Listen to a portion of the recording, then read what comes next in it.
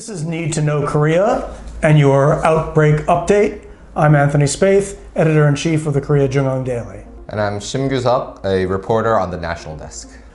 We are in Week 8, Day 49 of Korea's coronavirus crisis, and the news is good. The number of new infections has dropped. One bad thing about the crisis, however, is more travel restrictions are being put on Koreans and people traveling from Korea by countries around the world. But before we get to that, let's talk about the new infections and fatalities.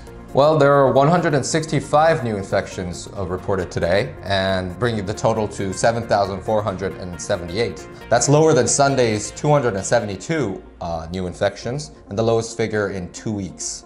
So in terms of fatalities, 2 more people were reported dead today, and bringing that total to 53. And Seoul saw an uptick. In Seoul, 10 more people were confirmed with the virus, putting the total number in the nation's capital to 130. Okay, now about the new travel restrictions. As of today, Monday, 106 countries around the world have put some sort of restrictions on people traveling from Korea. That's 3 more than last week. In effect, this is isolating Korea as it never has been before. Well, let's look at the map. The countries colored in brown have imposed an entry ban on all travelers who visited Korea within 14 days, which includes Saudi Arabia and Australia.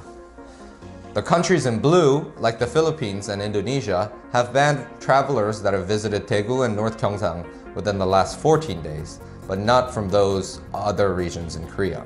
Yellow shows those countries that have mandated 2-week quarantines for travelers coming from Korea, which include in government-designated facilities or in their homes. China and Russia are notable examples.